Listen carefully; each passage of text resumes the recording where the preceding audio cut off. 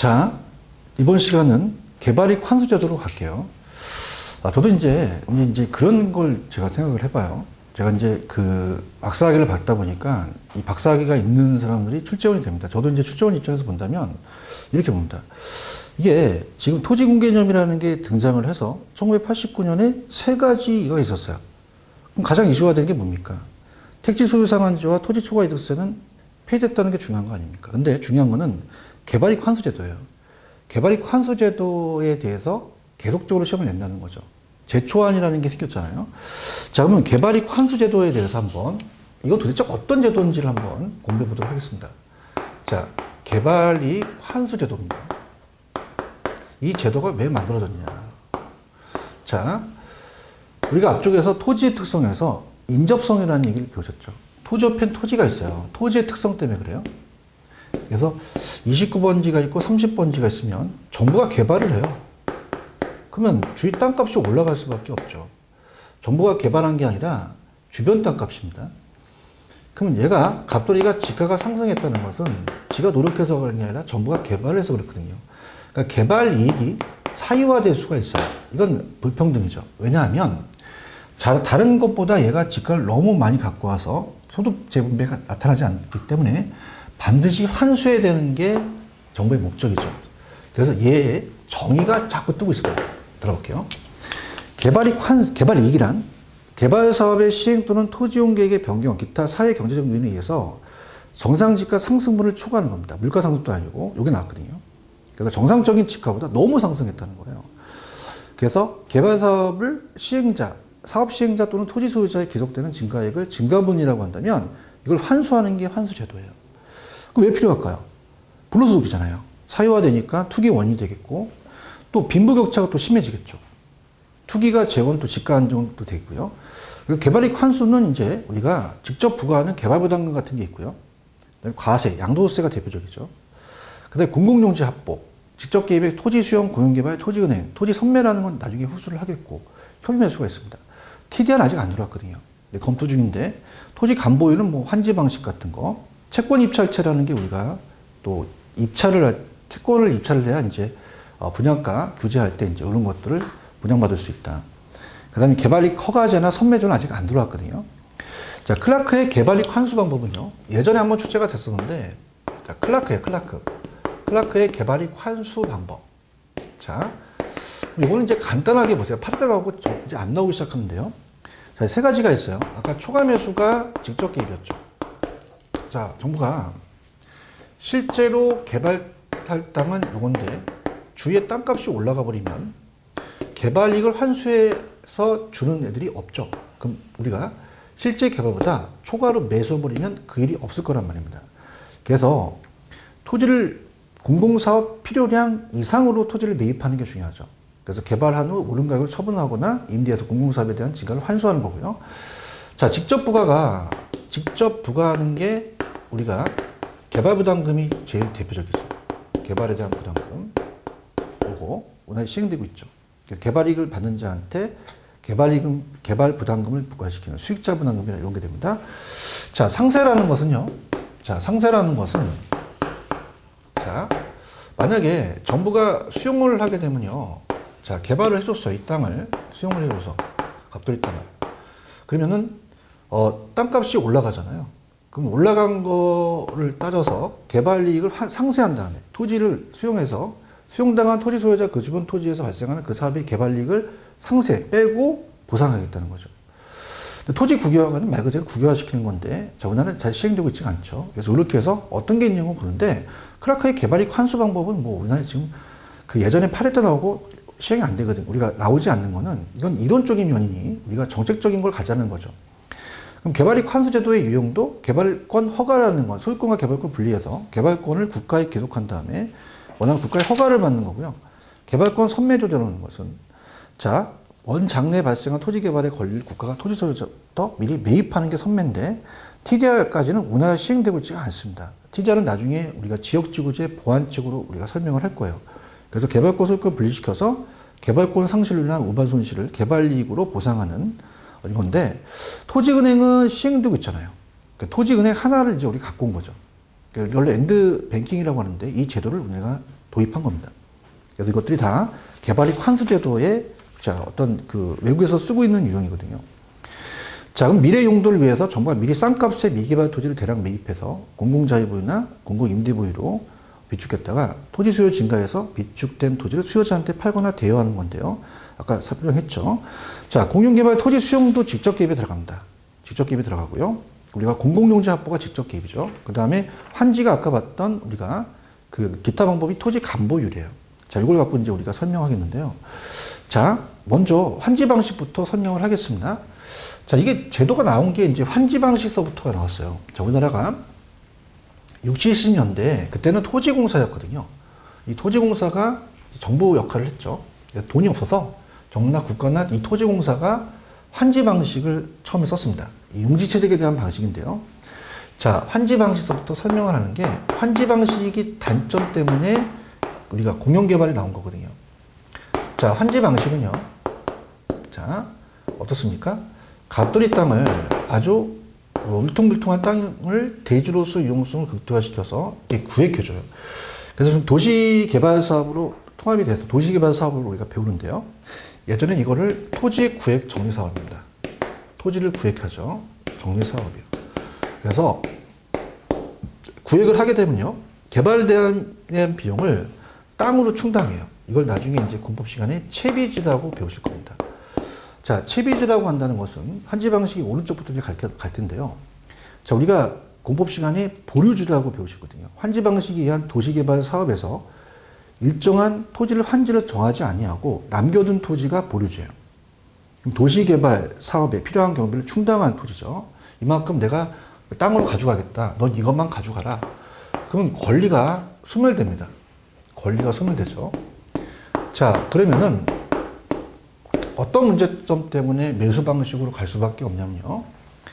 자, 땅값이 7배나 떠요. 지가가 상승합니다. 그 다음에 기반시설이 미비하고요. 그 다음 절차가 굉장히 복잡하죠. 개발이익 환수할 수가 없습니다. 자, 그러면서 땅값이 올라간다는 게 큰 문제가 됐던 거죠. 자, 그래서 어떻습니까? 매수 방식으로 이제 갈 수밖에 없다는 거죠. 그 매수 방식은 택지 공영개발 방식을 사용합니다. 택지를 우리가 공영이 정부가 개발을 해요. 직접 개입이죠. 자, 그러면서 신도시 개발을 하면서부터 이게 등장하게 된 거죠. 자, 이게 매수 방식이에요. 매수 방식, 수용 방식. 자, 개인의 땅을 수용한다는 거죠. 자, 그러면은 아까도 말씀드렸지만은 자, 정부가 직접적 개입을 해요. 그래서 땅을 직접 수요자 역할을 사서 갑돌이 땅을 수용합니다. 그럼 토지 수용에 대한 보상을 해줘야 되겠죠. 절차를 거치고요. 수요자 역할을 해서 나중에 택지를 어떻습니까? 나중에 개발업자한테 파는 공급자 역할을 하니까 직접적 개입이 되겠죠. 그러면 우리가 이제 이게 시작된 게 이제 80년대 목동이나 안산 신도시 개발에서부터 이제 판교까지 3기 신도시도 이걸 쓰겠죠. 자, 1기, 2기, 3기까지. 자, 그럼 어떤 일이 벌어지냐면 일단 환지 방식을 막아요. 지가가 상승되는 거를 지가를 안정시키는 거죠. 토지 수용하니까. 개인의 토지를 수용해 보니까 개인의 소유권이 사라지다 보니까 계획적인 토지 이용을 할 수가 있죠. 신속하게 제보다 절차가 빠릅니다. 기반시설이 또 우리가 갖춰주죠. 정부가 직접 하니까. 자, 그 다음에 어떻습니까? 이 절차가 간편하며 여러 가지 또 신속하지만 자, 문제가 발생되는 건 제보다 초기에 토지 매입 비용이 부담이 큰 겁니다. 그 다음 토지를 수용하게 되면 보통 공시지가로 해줘요. 그럼 실거래가 아니니 토지 매입자와의 갈등이 생길 수가 있다는 거죠. 그 다음에 그 지역에요. 토지 보상에 대한 통화량이 팽창되다 보니까 또 그 지역이 물가가 상승할 수 있는 문제가 발생할 수 있다는 겁니다. 자, 그럼 들어볼게요. 환지 방식부터 제가 설명하겠습니다. 자, 환지는요, 권리가 권리가 이제 축소된다고 하셔야죠. 자, 이건 축소고요. 얘는 이제 권리가 사라지니까 권리가 소멸된다고 봐야 됩니다. 자, 그러면 환지 방식은 권리 축소예요. 그래서 토지 이용의 효율성이 낮은 토지를 개발해서 도시 기반 시설을 정비하고 이용의 효율성이 높은 토지로 전환을 해서 원토지 소유자한테 재분배합니다. 수용하는 게 아니에요. 매수하는 게 아니라 재분배라는 게 나왔습니다. 자, 그럼 개발업자는 택지를 개발하고 환지하면서 감보라는 게 나오죠. 감보라는 건 뭐냐면 옛날에 이제 어르신들이 우리가 거리를 잴 때 보통 메다가 아니라 보로 쟀거든요. 그러면 어떻게 면적이 줄어들었다는 거예요. 간보를 적용해서 공무소를 정비하고 채비지를 매각했죠. 매각. 그래서 개발 비용을 충당하는 거죠. 그 다음에 장점은 공용 개발에 비해서 원토지 소유자의 소유권을 존중해요. 완전히 뺏는 건 아니죠. 토지 소유자의 개발 참여로 민원이 최소화됩니다. 자, 지금은 토지 소유자 및 채비지 매각 수입을 충당하기 때문에 토지 매입 비용 부담이 없죠. 그래서 사업 시행자의 개발 비용 부담은 적습니다. 근데 단점 때문에 매수 방식이 나오게 된 거죠. 자, 왜 그래요? 환지 이후에 개발이익 환수가 곤란하며 개발이익 환수가 곤란하며 개발이익 사유화됩니다. 그러다 보니까 불공정한 한주로 형평성 문제가 발생되고요. 공용계보다 절차가 복잡하고 개발 사업이 지연되며 땅값이 올라가서 투기가 발생할 수 있죠. 그래서 매수 방식이 바뀐 거예요. 그럼 자칫의 공용개발은 토지 수용입니다. 그럼 개발 지역을 전량 매수해서 개발한 후 분양을 하죠. 그럼 토지 수용은요, 토지 소유자의 소유권 양도 의사가 전제하지 않으며 소유권이 이제 완전히 소멸된다는 거죠. 그래서 환지보다는 개발 지역 내 개발이익 환수가 용이하고요. 계획적인 토지 이용을 해서 토지 이용 효율성을 높일 수는 있죠. 그 다음에 환지 사업보다 공공지 확보가 용이하고 사업을 신속하게 진행된다는 건 말씀드렸습니다. 단점은요, 토지 수용 시 보상이 실거래가 아니라 공시지가로 해줘요. 그럼 원토지 소유자의 소유권이 소멸되다 보니까 민원이 발생합니다.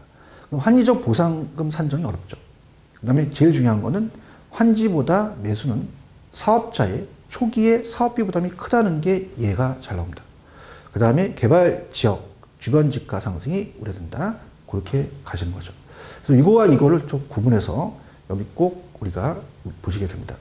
그래서 환지 방식 쪽으로 또 많이 내기도 합니다. 그 다음에 토지 선매에다가 별표를 치는데요. 요즘 최근의 경향이 토지 선매를 많이 내요. 자, 토지를 무조건 선매할 수 있는 우선 매수권을 주는 거죠. 자, 이거는요, 우리가 이제 정부가 지금 시행하고 있는 제도로서 정책상 얘기를 한다면 토지거래 계약에 관한 허가 신청이 있는 경우, 그죠? 국가 등이 그 매수를 원해요. 그럼 해줘야 되죠, 당연히. 그러면 선매자로 지정을 합니다. 우선, 그죠? 지정을 해서 그 토지를 협의 매수하게 돼요. 이건 뭐냐면 강제로 수용하는 제도가 아니죠. 협의 매수입니다. 그러니까 토지 수용과는 좀 다르다는 거죠. 그래서 이 선매라는 것은 토지거래 계약 허가 신청이 있는 경우 공익사업에 사용하기 위해서 공공지를 확보한 방안의 하나로 일정 공공의의 선매자로 지정이 됩니다. 자, 그래서 매수를 원하면 우선 지정하겠다는 거예요. 그렇지만 사적 거래에 우선해서 우리가 수용에서 강제 수용이 아니라 협의 매수라는 게 가장 잘 된다는 겁니다. 토지 선매는 그것이 하나의 장점이 될 수 있다는 거죠. 자, 공공임대는 뭐였어요? 정부가 공공토지를 임대해 주는 거죠. 그래서 관리할 수 있다는 건데 참고적으로 들어가시기 바랍니다. 자, 그 다음에 우리가 이제 앞쪽에서 제가 말씀드렸지만 토지 이용 규제가 시험 문제가 나옵니다. 그래서 요즘 최근 경향은요, 트렌드가 제가 공법에 대한 토지에 대해서 그 지역지구제를 정확하게 어디가 나오는지를 제가 얘기를 할 거예요. 그러나 여러분들은 여기에 대한 토지이용 규제가 지역지구제, 건축규제 인허가, 도시계획 중에 지역지구제가 토지이용 규제죠. 그럼 여기에 대한 지역지구제의 목적, 단기적, 장기적 경제적 효과, 그 다음에 독점에 대한 문제점, 장점과 단점을 본 다음에 이 제도 때문에 이 제도를 보완하기 위해서 앞쪽에서 얘기하는 TDR이 나오게 되는 거죠. 그럼 지역지구제를 좀 넓게 우리가 설명해 보도록 하겠습니다. 지역지구제로 갑니다. 자, 지역지구제라고 하는 것은 돌아보도록 하죠. 자, 토지이용 규제로 보셨어요. 자, 그래서 앞쪽에서 다시 한번 복습하는 시간을 갖죠. 자, 이건 하나의 토지 정책 수단입니다. 정부의 시장 개입하는 수단이죠. 방법입니다. 자, 그 중에서 토지 이용 규제에 들어간다는 거죠. 자, 이건 바로 토지 이용 규제에 들어가는 하나다. 그럼 토지 이용 규제에서 지역지구제를 살펴보자. 지역지구제. 자, 우리가 공법에서는 지역지구구역이 있죠. 지역지구제라고 얘기를 합니다. 연구지역지구제. 자, 그러면 이걸 실시한다는 자체는 자, 이렇게 한번 우리가 공부해보죠. 자, 이렇게 합니다.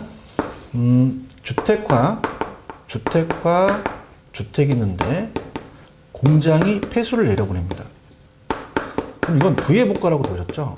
그래서 공장을 주거조정지로 바꾸죠. 자, 그러면 두 가지에 대한 걸 배웁니다. 토지이용 규제는 어울리지 않는 토지를 어울리게 한 거죠. 자, 그 다음에, 자, 이건 여러분들 앞쪽에서 배웠던 거를 다시 한번 보게 되면 부정적이에요. 자, 우리가 부의 외부 효과가 시장의 실패였습니다. 그럼 시장의 실패를 수정하기 위해서 자, 이거를 제거한다, 감소한다는 말을 쓰거든요. 그래서 주거전용주로 바꿔버리는 거예요. 자, 그러면서 자, 이 시장 실패를 수정하니까 이건 정부의 시장 개입에 경제적 기능에 들어간다. 이렇게 우리가 살펴보셔야 되고요. 자, 그렇다면은 장단점이라는 게 있어요. 장단점을 이제 본다면 자, 우리가 단기적과 장기적에 대한 경유 효과는 제가 앞쪽과 연결시켜서 보는데 그건 제가 후수라고요. 먼저 장점을 봅니다. 장점은 어울리지 않는 토지를 어울리기 있기 때문에 자, 우리가 잘 어울리게 하자는 효율적인 이용을 한 거죠. 자, 이용을 잘하자라고 한다는 거는 효율성을 강조한 거죠. 그럼 효율성을 높였습니다. 효율성은 우리가 추구했어요. 그 다음에 중요한 거는 자, 우리 기출에서 공장을 주거적으로 바뀌다 보니까요. 자, 세대 간의 형평성은 유지됩니다. 그러면 세대 간의 형평성이 유지된다는 것은 자, 이 세대는 아파트 500세대, 300세대가 아니라 자, 공장을 주거지로 바꾸잖아요. 그럼 이 지역이 쾌적성이 증가합니다. 환경이 보존되고 우리가 너무 살기 좋아지죠. 그렇다면 이 세대라는 것은 현 세대와 후 세대를 얘기해요. 현 세대, 내가 잘 먹고 잘 사는 게 아니라 내 아들한테, 후 세대한테 넘겨주는 거죠. 그리고 세대 간의 형평성은 유지된다. 그런데 단점이 지역 간의 형평성이 야기됩니다. 지역 간의 형평성. 자, 그래서 어떻습니까? 예를 들어서 자, 이걸 설명하기 위해서 한번 이렇게 한번 볼게요. 만약에 A 지역과 B 지역이 있어요. 자, 우리가 지역, 지구, 구역이라는 게 있거든요. 그럼 나중에 공법 시간에 군사시설 보호구역이라고 보십니다. 그럼 군사시설 보호구역으로 지정을 했습니다. 그럼 개발을 못해요. 그런데 막 여기에 KTX가 지나고 GTX가 뚫리면서 막 전철도 들어가고 여기 막 스타필드라든지 마트가 막 생깁니다. 이 주변에 막 이렇게. 그러면 여기는 풀어주는데요. 여기는 안 풀어줘요.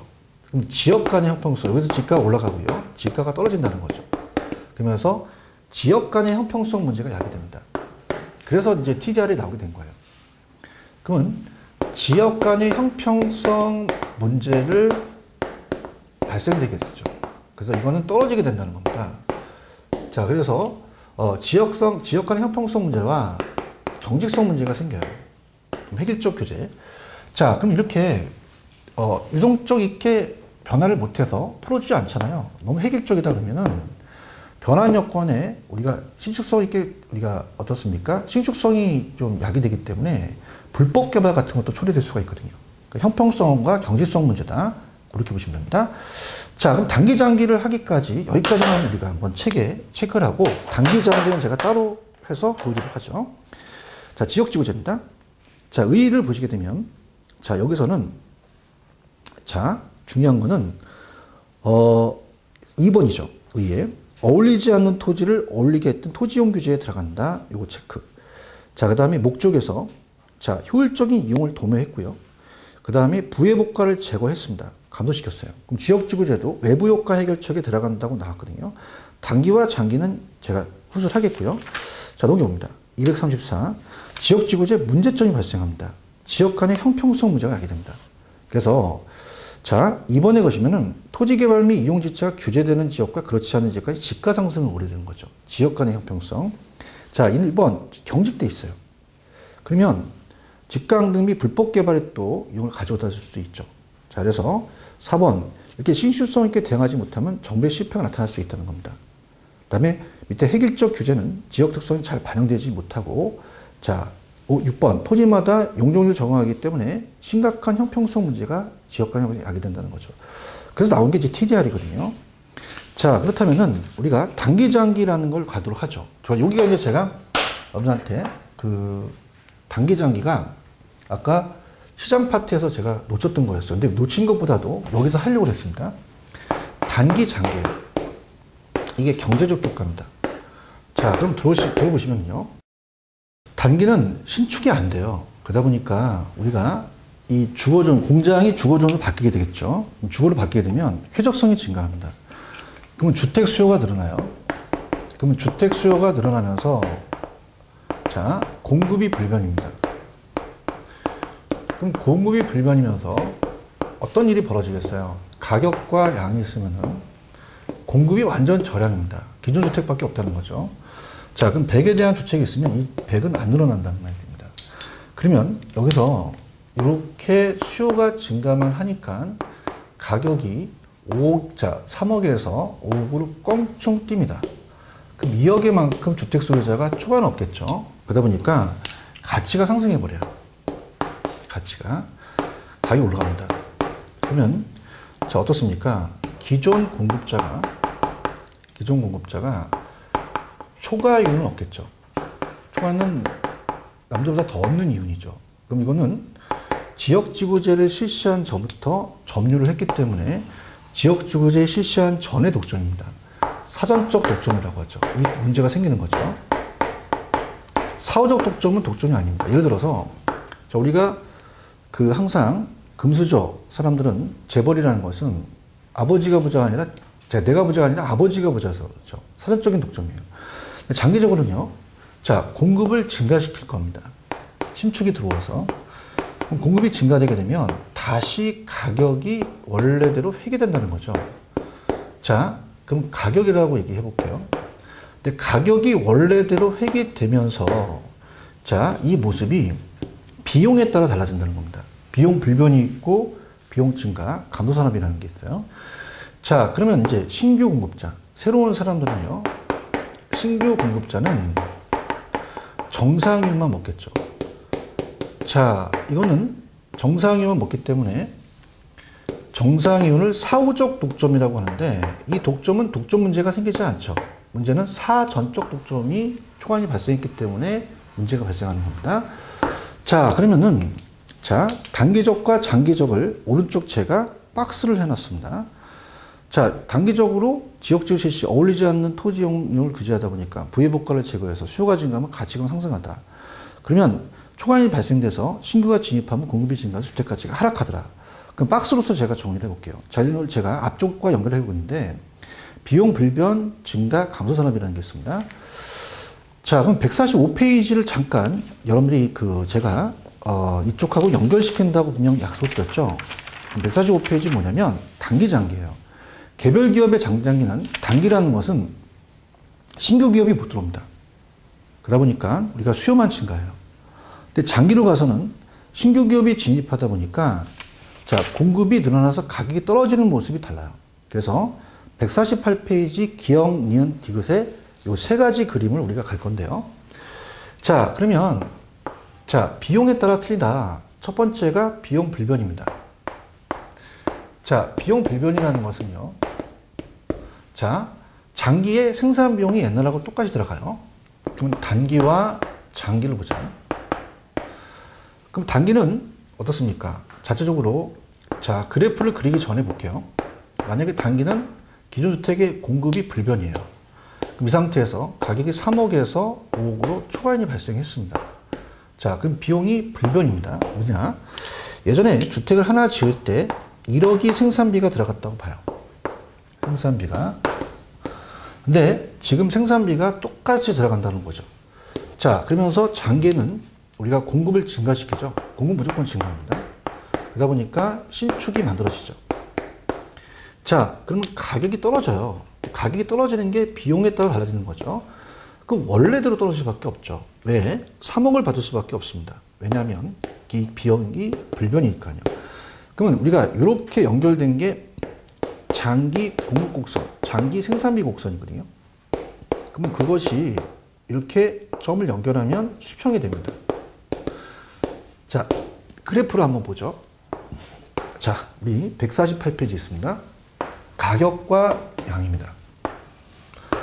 자, 공급과 수요가 있으면 자, 이 상태에서 자, 수요가 증가, 단기 수요가 증가한 상태에서 만약에 비용 불변은 이렇게 똑같이 증가하게 됩니다.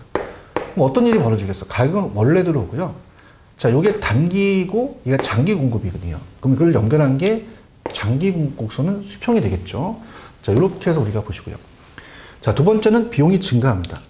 자, 우리가 보통 건설에서 하는 비용 증가 산업이 일반적이죠. 그럼 비용이 증가해요. 그럼 어떤 일이 벌어질까요? 단기는 어차피 자, 공급이 안 되다 보니까 다시 계속 되풀이 볼게요. 자, 수요만 증가하게 됐어요. 공급이 안 되다 보니까. 그러다 보니까 단기는 어떻게 돼요? 금이 갔죠. 그러면서 가격이 3억에서 5억을 뛰었어요. 자, 그러면서 장기로 와서는 자, 얘네들이 공급을 신축을 증가시킵니다. 그러다 보니까 새 집이 더 늘어나죠. 다 공급은 증가시킨다는 건 똑같거든요. 그러면 비용이 옛날보다 생산비가 증가합니다. 시멘트 자재값이 올라가요. 그러면 옛날에 1억이 들었는데요, 생산비가. 지금 만약에 막 2억이 들어가요. 그럼 원래 가격보다 높아지죠. 그럼 4억대로 받는다는 거죠. 그럼 원래 가격보다 높아지게 되겠고요. 자, 이걸 연결하면 생산비 곡선 장기가 우상향한다는 겁니다. 자, 볼게요. 가격과 양입니다. 자, 그럼 공급과 수요가 나타나서 자, 수요가 증가한 것만큼 공급도 똑같이 증가하면 여기인데요. 자, 우리가 생각해 보세요. 공급을 적게 증가시키니까 일로 가겠다는 거죠. 가격은 원래보다 올라가고 이걸 연결하니까 장기 공급선은 우상향한다는 얘기입니다. 자, 비용이 감소하는 사람은 없어요. 근데 만약에 있다는 가정에서 본다면요. 비용이 줄어든다는 거죠. 그럼 비용이 감소합니다. 그럼 계속적으로 단기와 장기를 반복해야 우리가 어떻습니까? 암기를 할 수가 있거든요. 그럼 단기는 신축이 안 돼요. 그러다 보니까 어때요? 우리가 예전 주택일 수밖에 없습니다. 자, 그 상태에서 수요만 증가하니까 3억에서 가격 5억으로 뻥쩍 뛰죠. 그러면서 장기적으로는 공급이 증가가 똑같다는 건 공통점입니다. 자, 그러면 새 주택을 만들죠. 자, 그러면서 공급이 증가하면서 가격이 떨어져요. 근데 비용이 감소 산업입니다. 그럼 어떻게 될까요? 옛날에는 1억으로 생산비가 들어갔는데 자재값이 5천만 원으로 떨어집니다. 아우, 너무 좋죠. 그럼 더 만들죠. 그럼 어떻습니까? 그러다 보니까 가격을 어떻게 돼요? 자, 가격을 어떻습니까? 원래보다 가격이 떨어지는데 원래보다는 좀 우리가 어떻습니까? 이 자체적으로 높이는 것보다 가격이 다운되겠죠. 생산비가 주니까. 그럼 옛날보다는 좀 싸게 팔 수가 있다는 거죠. 그러면 생산비 곡선이 이렇게 해서 일로 내려가니까 이걸 장기 곡선이 우하향한다 그러고요. 가격은 원래보다 낮아진다는 겁니다. 자, 그러면 자, 이걸 그래프로 그리면 가격과 양입니다. 그럼 공급과 수요가 있어서 균형을 이룬 상태에서 자, 수요가 증가한 만큼 공급이 똑같이 증가하면 여기인데요. 공급 기회가 감소하니까 더 많이 만들어요. 그럼 균형점이 위로 떨어지거든요. 원래보다 가격이 떨어지죠. 그죠? 그 다음에 이걸 연결하면 장기 곡선이 우하향한다는 겁니다. 자, 그래서 그래프랑 같이 연결해 주세요. 그래서 앞쪽으로 다시 오시면 뒤쪽이죠. 우리가 정책 파트에서 233페이지. 자, 중요한 건 233페이지 공급량 다 증가합니다. 그럼 힌트를 드릴게요. 가격이 떨어지는 게 비용에 따라가요. 비용 불변은 원래대로 회귀되고 장기고수 수평이다. 비용 증가는 올라갑니다. 원래보다 상승하고 그 다음에 우상향 장기고수. 비용 감소는 무조건 감소합니다. 원래보다 자 가격이 하락하고 우하향한다. 이렇게 보시면 되고요. 추가적인 제한이라는 건 뭐냐면 신축을 추가적으로 제한을 합니다. 짓지 말라는 얘기죠. 그럼 어차피 단기는 안 되니까 똑같아요. 가격이 올라갑니다. 근데 장기는 어떻게 되냐면 다른 지역이 개발이 되죠. 그러면 A 지역이 아니라 B 지역에서 개발을 해버려요. 다른 지역이. 그러면 일로 이 사람들이 수요가 내려가다 보니까 수요가 감소해서 가격이 떨어질 수밖에 없다는 겁니다. 그래서 추가적인 제한이 있다면 자 어떻습니까? 일단 공급이 불변이니까 단기적으로 가치가 상승한다는 건 똑같죠.